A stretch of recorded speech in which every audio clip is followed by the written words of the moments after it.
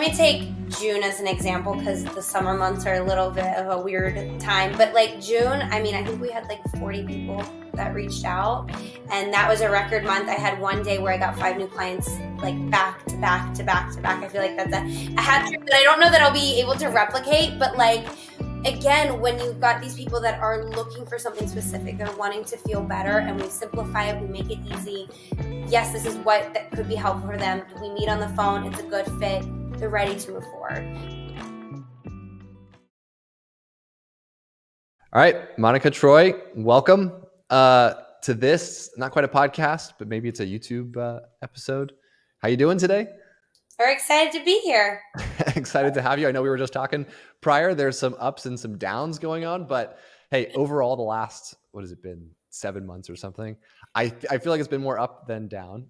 So, I guess to start, we've been working together for a while. I think you're at the beginning stages of group practice now, but at the beginning, you were just trying to fill up your own practice, right? Can you give me some insight on when you started your private practice and kind of what happened before we started working together? Yeah, so I'm a clinical psychologist, and so I started guided growth psychology in October of 2022. So my husband, Troy, and he helps with the back end, and so we really tag team this whole private practice thing together. We built our website. We really kind of grassrooted the whole thing, and we really had a clear vision initially, like coming into this, of like having a high-end boutique trauma-informed EMDR practice in the state of Florida. And we quickly realized it's not the build it and they will come. And we were working, I mean, I think there were some weeks where we were working like 80, 90 hours, just thinking if I just tweak this copy on my website, or if I just do another social media post, and like, don't get me wrong, all those things are really helpful. However, we did not have the vision of like where we needed to focus our time. We were trying to be masters at everything versus just picking a few things to be really good at. So we really spent a lot of energy between October and December of trying anything and everything that you could think of to bring in clients. And it was a lot. Like, he works full time, and so he was doing his own engineering job on top of also helping, try to get guided growth off the ground. And so that's kind of where we were in those few months. I don't know if you want to share a little bit about. Yeah, Troy, I'm curious for you, like, what was your experience like startup stages of trying to get a practice off the ground? Yeah, it was definitely a eye-opening experience between kind of spinning our wheels on our own for the first couple months. We thought we were doing everything right. You listen to all the blog posts and the different Facebook pages that are out there. You really don't have reference if it's not something you've done before. And, we thought, like I mentioned, we were doing the right things, and we kind of were. And I think you said something on one of our first calls. It was like, you're doing almost everything right, except a few really minor details that are completely just the wheels are falling off. So even just getting perspective on like number of people viewing our content and our website, you see some analytics coming back on, different sites like Squarespace or Google. And it's like, oh, like people are seeing it. Why aren't they clicking, or why aren't they converting? But you don't really get the full perspective until you talk to someone that's done it before, where it's like, okay, your stuff's great. Like 20 times more people need to see this for it to convert, right? It's not the conversion rate that's the problem. It's the number of people that are seeing it. So I think just those kind of really basic fundamentals, applying those marketing fundamentals to like a psychology practice, and like having your hand held a bit, because like, again, we've never done this before. Like she mentioned, I have a full-time job. So, you can either spin your wheels and figure it out on your own. We probably would have had those realizations on our own, a couple of years down the line after a lot of headache. But just working with, you specifically, Griffin, has been such a guiding light in this private practice journey that we've been on. And we'd still probably be tweaking little things on the website and and for the phone to ring, but it's not sustainable to approach it like that. Yeah. I think there was a lot. I think I was excited to work with you guys at the beginning because I see you had work ethic, right? There was no shortage of work ethic. Yeah. You were doing things. I think you were running maybe some Facebook ads and some Google ads and just trying a lot of stuff. But it's right. Like, I think pointing out that is really important. It's the details of knowing what to actually look for and knowing what is good and what to not keep working on. Sometimes in the beginning, it's like, okay, I set up a website. That's what I need to do. And so it's like, so I keep setting up my website for 6 more months and 6 more. It's like, but that's not okay. Now we've done that foundation. So we need to move to the next thing. And that was really helpful. Let me ask you this, because this was something I think was noticeable.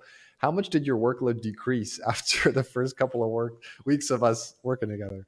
We learned how to work smart, not hard. I mean, I was just saying earlier of like, now it's set up and it really runs itself. And I think I know what I need to do for the business. He knows what he needs to do. We have a little bit of that, like kind of working in our own lanes, but still kind of, checking in. And that has decreased the amount. I mean, now I'm able to just focus on the work that I know I do really well and being able to grow it into the next stage, which is somewhere I don't think we would be if we hadn't have made this decision to work with you. Like, I think we would have maybe got there eventually without like going around our elbow to get to our nose.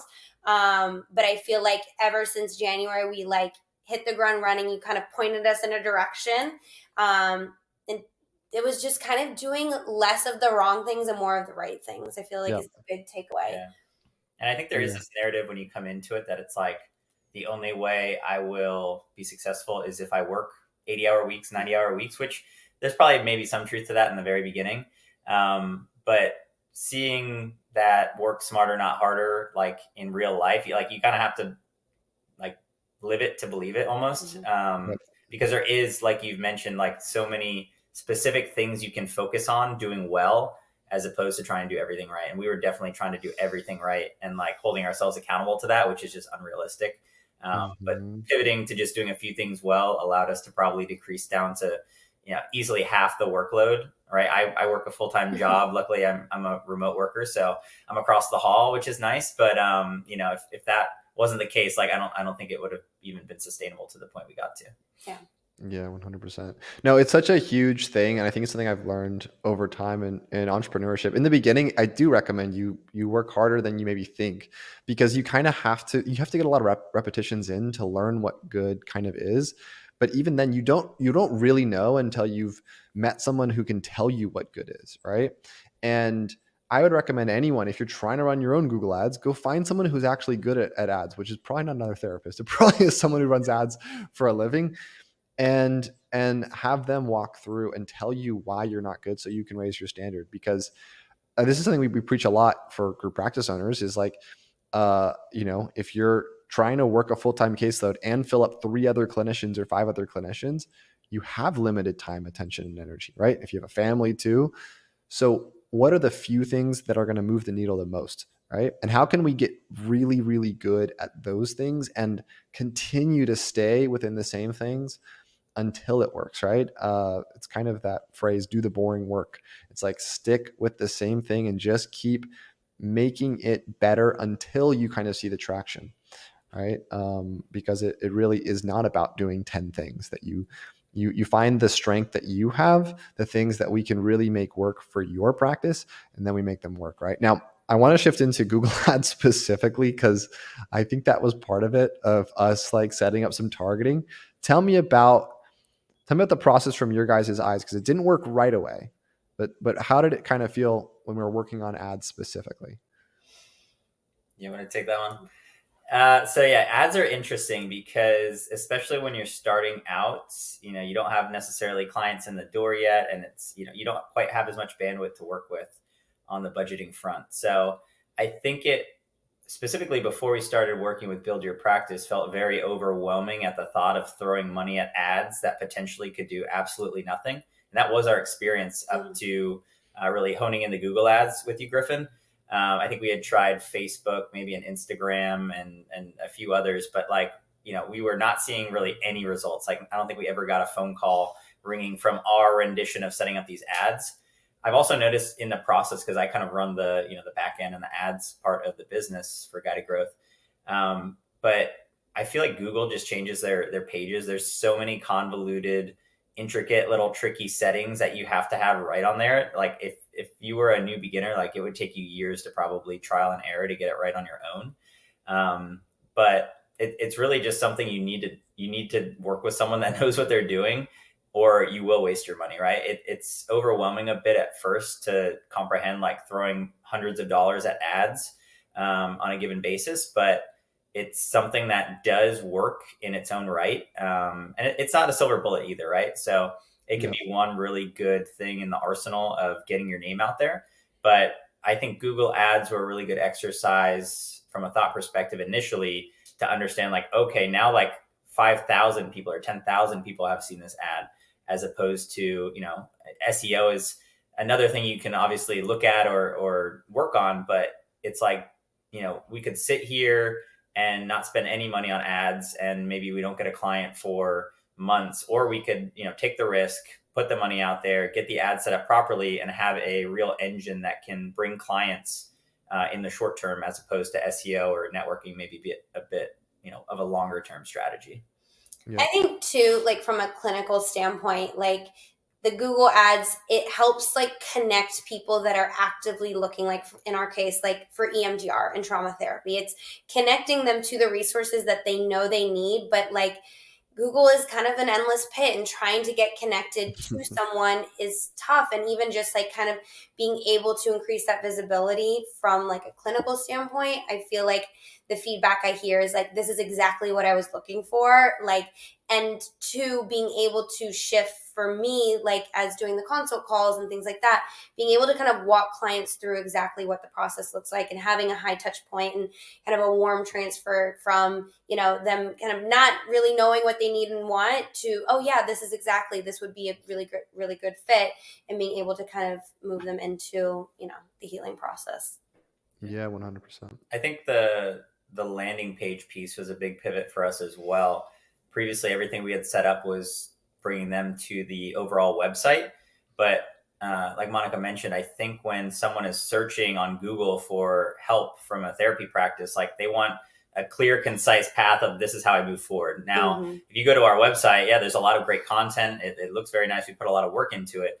But someone quickly searching for help on Google might not be ready to sit there and sift through pages and pages on your website. So transitioning from routing ads to a landing page that is clear, concise, gets the vision of the practice and the mission across, it's like most of the selling is done right there. And then the phone call is just confirmation that they're ready to move forward.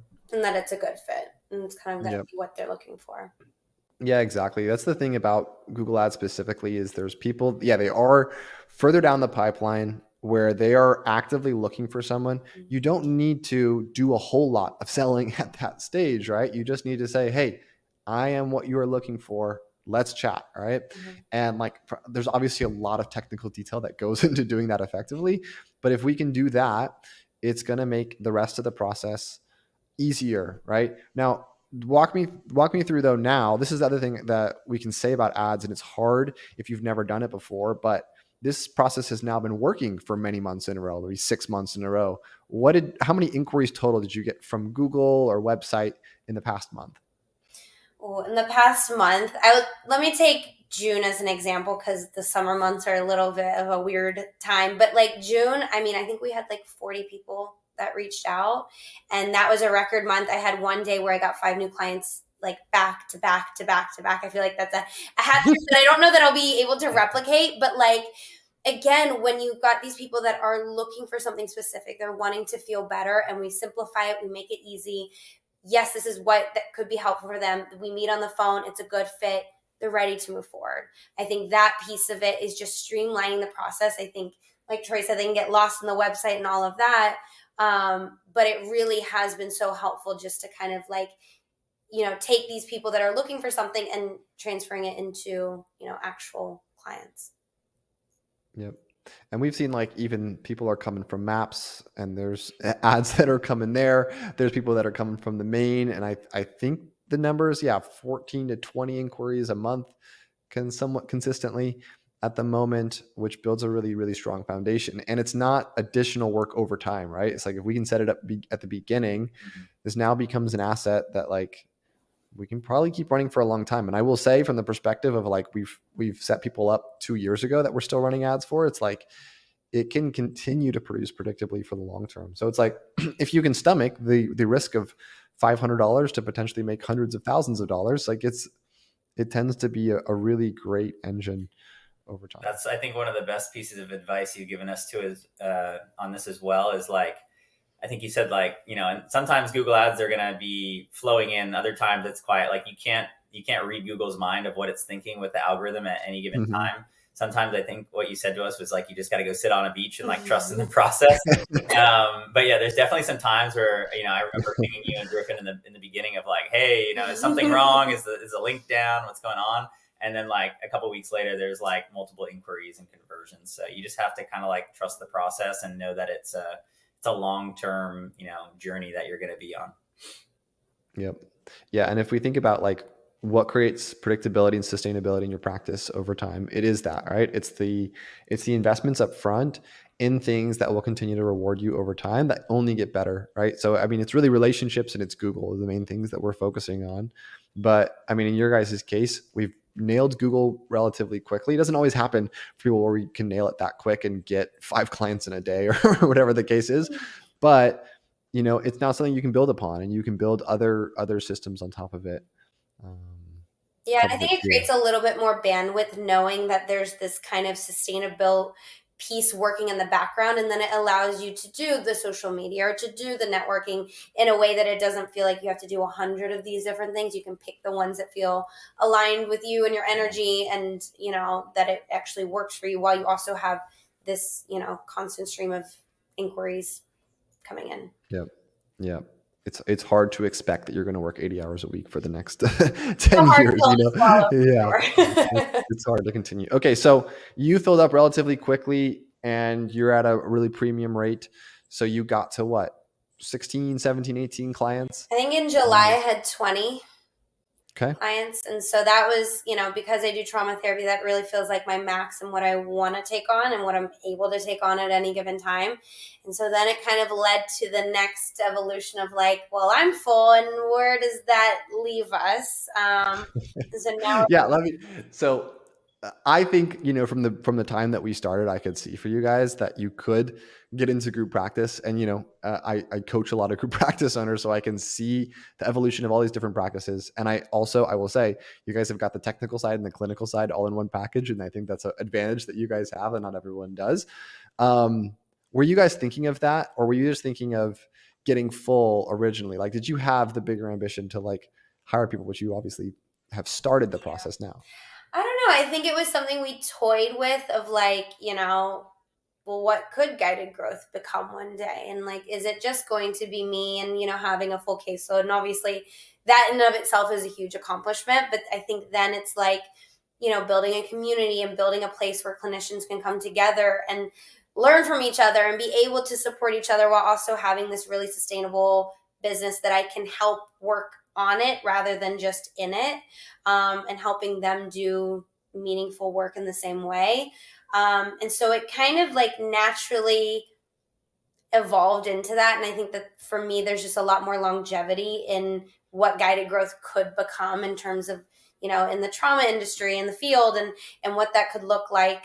So it wasn't necessarily, I don't feel like we started out with that vision, but then it slowly kind of grew into, we always wanted to do something together in terms of like having a business, and we didn't know exactly what that would look like, but then it just, life naturally evolved into this place. I was like, okay, I guess we're taking on this next challenge, and, doing it in a partnership, I think has so many benefits because he's not just my husband, he's my right hand of like, here's, this situation, what are we going to do? And kind of like being in the trenches together.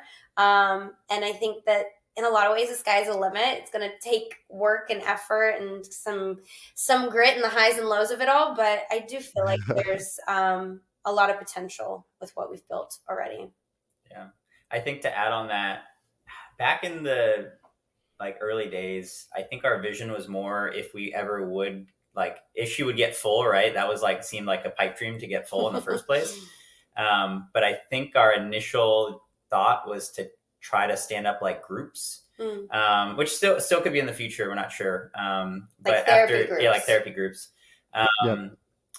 After talking to you though, I think one of the biggest things we've probably gotten out of Build Your Practice as well and working with you is just like challenging our limiting beliefs. Because like, I think the first time you said the word group practice to us, we're like, huh?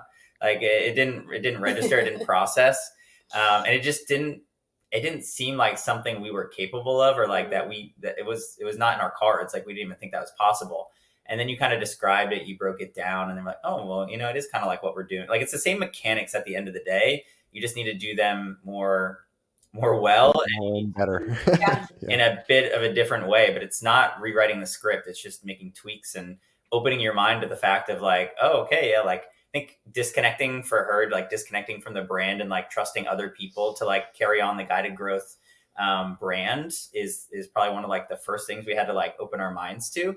But when we thought about it more, it was like we can't make guided growth into this thing that can truly help the most people if we just keep it bottled up into just one person. As great of a job she does and as much potential as she has to do amazing things with guided growth as a private practice, she's an amazing leader, amazing supervisor from the stories I hear and the appreciation she has for all those experiences. And to be able to scale that to help potentially like hundreds or thousands of people is really like, that's what piqued our interest with the concept of group practice. And yeah, it's not easy. It's not going to happen overnight, but it's definitely an exciting prospect that we're excited about. Yeah, you said initially like scaling the impact, and that really stuck with me because I do feel like, there is so much help and healing that could happen with this, but like as one person, you reach a limit. And so then training the next people to be able to do what we do, I think is like really scaling that impact, which is really exciting. Yeah. It's really amazing stuff. And yeah, there's so many different things that you just don't think about or know until you kind of get into it, right? And you don't really understand maybe how the whole industry breaks down or the business of the industry. And I think that that's something that's been cool. Like we kind of solved the marketing problem, but there's now a lot of, and there will continue to be opportunities for extended impacts. You've brought on your first clinician. She got our first client within the first week or something, Yep. Which is so great. And then you told me there's new stuff with supervision requirements, and we got to figure that out. And there's going to be there's going to be downs in addition to the ups. But I see for you guys, and I think you do too, but maybe I'm seeing even farther ahead of the curve. Like I think you guys can really build something really great, right? I think the first clinician will get full, and there's so much more that you can build on, which I think is just exciting, especially if you are more entrepreneurial minded, which I will say not every therapist who comes in to build your practice is. But if you have that intention of you want to really see how far you can go and how high you can fly, there's systems we can put in place to get you there, right? And at the end of the day, it's like this is such an incredible opportunity for self-observation and internal growth that, and I believe the bigger you go, the more that's required, and so it is that tool. And, maybe it's a bonding element between the two of you of like this thing that we're kind of working on that can eventually become something great. But for some perspective, you started in December of last year, and was it December? October of last year. Okay. You started with us in January, you got full in a couple of months, and now have your first clinician, and it's August, right? It's like not even a year. When we zoom out, like it's really incredible progress. And I don't see signs of stopping from you guys. I mean, you can tell me if you're like, no, actually we're good. But I think to the point of nailing one thing or nailing two things and really getting better at them, like that is the stuff that compounds over time. And at the foundation of all this is great clinical work, and holding high esteem for your brand and the quality of work that all your clinicians do. But I like, it's hard to see what this could turn into in 5 years or something, but it's exciting to see. I'm also happy to watch and see the progress and see all the ups in addition to the downs, and work with you guys through that. Yeah, Troy often says and reminds us when things get hard, he said, life is constant work. But it's also the reward. And I think that, private practice and group practice offers so much of kind of blending being a human being, but also a healer into one space, and having it be with more longevity so that you're not, working these crazy hours and doing all this work that is going to burn you out and be like, you know what, I'm walking away. And I think that's really cool to be able to like use different parts of our brain of like the business side, the clinical piece, the humanistic piece, the visionary piece, to build this into something that, who knows what it's going to become, which is exciting. and daunting. Super cool. Yeah, it's so amazing. Can you, like, if you had any advice for someone who's going through it, they're building their practice right now. I know we've talked a lot about the ups and the downs, the roller coaster that sometimes can be the business. What would you guys say at this stage to someone maybe who, even your past self from 6 months ago? I feel like the biggest thing, and we're kind of experiencing it now in group practice, but in a different way. And it's interesting how it all comes full circle of like reaching out for help and support. Like, I think that we were like, well, we can do this and we can just bootstrap it and we'll figure it out. And we're smart enough between the two of us. And honestly, like sometimes it's like you're holding a piece of paper here, it's so close you can't read it, and you need someone to like pull it further away from you to actually allow you to read it. And I feel like you helped us do that. And so it is like, if you're struggling, like I know it takes time. We went through so many different coaches and mentors and different options of what we feel like could be helpful. And it took time and effort, and like it kind of got to a point where like I don't know. And you were our last call that we had, and we were like, after this I think it's just we're gonna need to reevaluate. And you were the one that kind of asked us those questions and really like took it as a team effort of like, Troy, this is what you're gonna do, Monica, this is what you're gonna do, and like helping us. Like our partnership's so great, but like we're kind of stepping on each other's toes, and I was doing what he needed to do and he's doing what I needed to do.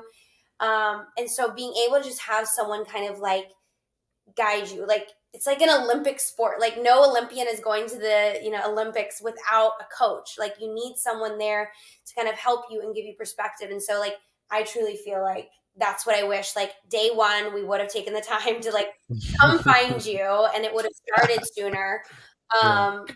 And taking the time to find the right people, because I feel like whether it's in the therapy room or in life, like people are what helps us move things forward, and it's just finding the right people for you. So I feel like that's what I would go back and tell Monica circa October 2022. Yeah. Cool. I mean, I would have to agree with that. I'd maybe put it in a different way of like, I think in the beginning we were almost like 1 foot in, 1 foot out. Like, are we going to do this private practice thing? And obviously there's barriers to entry in terms of working with a coach, and it can seem daunting. And I promise you it's worth every penny, and I would have paid it, twice over. And if I look back at that time of what we were doing. But really, especially too, I don't think you look at your like time value as much in the beginning, just because you expect to throw, 80, 90 hour weeks at the problem until it works. And like Monica said, bootstrap it yourself.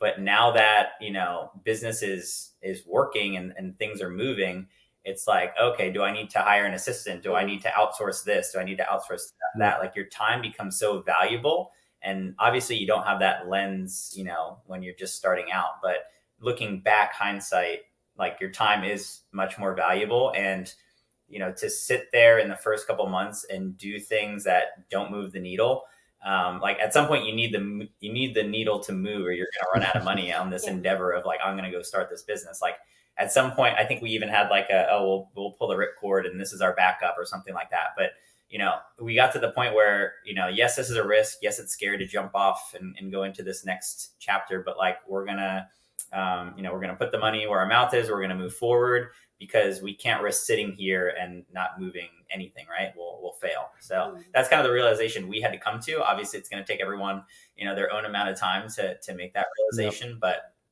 to think that you can just kind of like do it from scratch on your own without any help is, if you can do it, more power to you. But I would suggest for your own mental health to get some help from a coach. Yeah. Get some help. That's, I think that is such great insight. And I will say every single time my business has grown, Build Your Practice, it has been the result of either meeting someone new, joining a new group, finding a new community. And really it's breaking beliefs, right? Because I will say you guys are plenty smart, right? You really could figure out all of this stuff. But like you talked about, what sometimes holds you back is these beliefs about how it's supposed to go. Yeah. These beliefs that I don't know where they're from, but you decide how it should go or how long it's supposed to take. And the second that breaks, a lot of times that's where all the growth comes in, right? Sometimes it's a skill deficiency, and we can train that. But most of the time it is you believe something about the world that's not true. You believe something about what you should be doing that's not true. And as soon as you can just snap that, it's like this breath of fresh air. You're like, oh, this is how the world Yeah. is. Yeah. I mean, I remember you told us one time, like, you can have it all at a price. And that really stuck with me because, like, yeah, you can have it all. Like, you know, having a private practice, having a group practice, it's a 24/7 gig. Like, it's not, there's not as clear boundaries or barriers around like having a 9 to 5. But it also means that you get more flexibility and you have more autonomy and you like, so there's that price, right? And so I think even just shifting like what it should feel or look like into, okay, well, what is the reality of it and does that work? I think that is huge as well. I'm glad you said that too, because some people want to build their practice their way, and like there's extent to which we can do that, but there's also like, Yeah. we got to do what works, and we got to like reach out to the people who need your help, right? If the way you want to build your practice is sitting in your room alone and never, just writing website copy and never talking to anyone, it might be a tough task, right? So you have to shift to the reality of the nature of building your business, but also it's maybe simpler than a lot of people think, right? It's maybe less different things that you need to do, but it's more in quality and it's more in intention. It's more in the energy that you bring to it and the belief that you bring to it too, right? It's going to be hard to convert people at a high rate if you don't believe that you're worth that rate, right? And so if that's the case, you got to work on that. You got to do the work internally to make that happen. Yeah, for sure. And I think even too, just like having a coach to like be the sanity check of like, yeah, that's great. It gives you the confidence to go and do the thing that maybe is a little bit outside of your comfort zone or is outside of what you expected or thought it would look like. I think that too can be just like a helpful like touch point of, to help you keep going. Wonderful. Cool, guys. Well, this has been a wonderful conversation. I appreciate you guys. I appreciate as well, like the work that you've put in, and I also think like the fact that you followed the plan and you executed on your own way. Monica, I think you could probably talk for an hour about how much you've learned on conversion calls and bringing people in and how you've, managed your own process there. There's a lot of growth that I've seen for you guys. And also you've had a new clinician and started a group practice, and she's been in for basically a week or two and she's got one client. Like, you guys in my mind are still kind of babies to what can be. So I think there's a lot of cool things. Anything else you guys would say? Just thank you.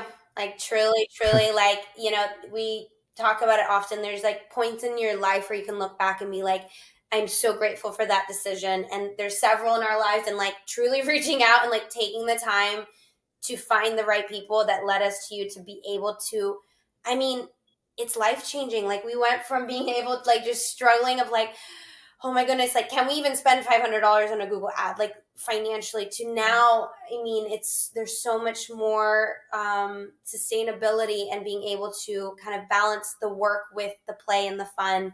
And so we're really just so grateful for like giving us our time back. And it has been a fun bonding exercise, but also like stay in your lane, you stay in your lane. And roles and responsibilities. Yep, right? absolutely. Cool, guys. Cool. Well, thanks. Appreciate you guys, and we'll keep. We've still got a lot of work to do, so I'll probably see you guys next week. Might be an update coming soon. Yeah, soon enough. All right, guys.